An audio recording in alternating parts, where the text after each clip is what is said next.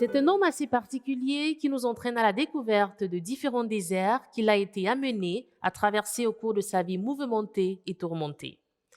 C'est ainsi qu'à travers son œuvre intitulée Désert, Thierry Bienvenu nous fait vivre des expériences insolites et des émotions indiscutables avec une constante qui est la foi, qu'il ne perdra jamais malgré les doutes parfois très profonds et les difficiles épreuves affrontées. Pour en savoir plus, nous recevons l'auteur Thierry Bienvenu. Bonjour Thierry, comment vous allez? Bonjour. Bon, ça va, oui. D'accord, super.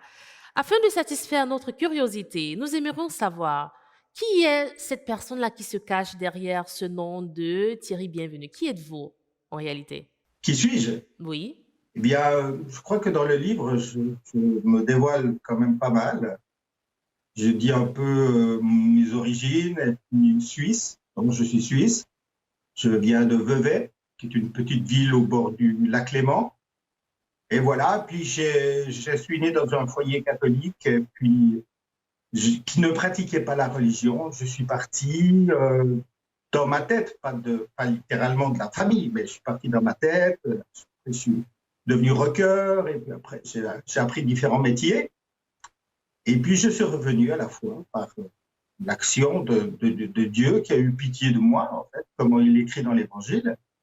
Et la Sainte Vierge m'a ramené gentiment. Puis maintenant, je suis en invalidité pour deux maladies auto-immunes, la fibromyalgie et la spondylarthrite ankylosante, qui m'obligent à être au lit quasiment toute la journée. alors, nous Ça reviendrons s'aggrave. justement, nous vous demandons de garder un peu le petit suspense parce que nous y reviendrons justement. Alors, avant de parler de l'œuvre, qu'est-ce qui vous a poussé, qu'est-ce qui vous a motivé à écrire? Pourquoi avez-vous décidé de faire cette autobiographie? Alors, je voulais pas le faire. Hein. C'est un évêque, monseigneur Barbarin, Philippe Barbarin, c'est Philippe son prénom. Il m'a dit que voilà, mon expérience était importante, ce que j'avais vécu, tout ce par quoi j'ai passé, et il m'a vraiment encouragé à écrire un livre. Mais bon, je me suis dit, je vais pas l'écrire parce que je lui ai dit d'ailleurs, parce que j'avais peur de m'enorgueillir, c'est-à-dire de me mettre en avant, comme je faisais avant. Quand j'étais pasteur, je me mettais toujours en avant, c'était toujours des expériences, on parlait de ces expériences, mais finalement on parlait de soi au lieu de parler du bon Dieu qui nous rachète, qui nous sauve, et qui nous ramène. Même s'il ne fait pas sans nous, il est à la base de tout. Hein. Alors voilà, alors il m'a fallu 7 ans à peu près de réflexion pour me décider à écrire. Et là, j'ai contacté Europe Livre, et puis voilà. Et un livre s'est fait avec l'aide d'un ghostwriter, et il y a une bonne partie de ma plume. Alors, en quelques mots, de quoi s'agit-il en fait dans votre ouvrage Désert? Essayez bien sûr sans toutefois révéler toute l'histoire, hein, intégralement, mais donnez-nous un peu, voilà, le goût, c'est quoi ces étapes-là que vous avez traversées qui vous ont marqué et puis qui vous ont poussé justement à mettre sur papier votre vie, votre vécu? Bon, alors, la notion du désert, elle m'est venue en lisant Saint Jean de la Croix, hein, qui parle des déserts spirituels qu'on peut traverser dans notre vie. Et j'ai réfléchi sur justement mon cheminement jusqu'au retour à la foi catholique et à l'intégration de l'Église. Et j'ai dit, mais en fait, j'ai passé par différents déserts qui étaient d'abord mon rejet de Dieu et quand je suis rentré dans l'athéisme. L'athéisme était une forme de désert où il n'y avait rien pour nourrir l'âme, pour nous élever, pour nous faire aimer en fait même la vie. Moi, j'étais arrivé à un point où je voulais me suicider. Donc, vous voyez, dans l'athéisme, je l'ai poussé jusqu'au bout presque.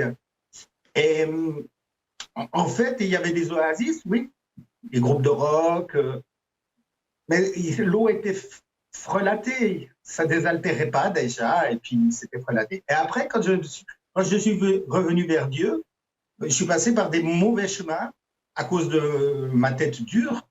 Et là, j'ai rencontré d'autres déserts, c'est-à-dire les mouvements protestants, évangéliques et tout ça. Alors oui, il y a des belles oasis où on nous promet plein de choses, mais quand on a quand on veut goûter l'eau de la vie, hein, vous savez, dans l'Apocalypse, hein, il y a l'eau qui part de la Jérusalem céleste, qui est en fait l'Église, et qui remplit. Bah, vous ne pouvez pas boire parce que cette eau, elle est fétide ou elle n'est pas bonne, comme on voit aussi dans l'Ancien Testament. Ils arrivent, dans un oasis, l'eau est fétide et ils jettent un bout de bois, et l'eau devient propre. Eh bien, c'est ce bout de bois qui manquait, c'était la croix de Jésus. Et quand je suis revenu dans la foi catholique, je suis rentré dans la ville qui est la Nouvelle-Jérusalem, qui est l'Église. Et le Père m'a accueilli, c'était Monseigneur, dans la personne de Monseigneur Jourdan.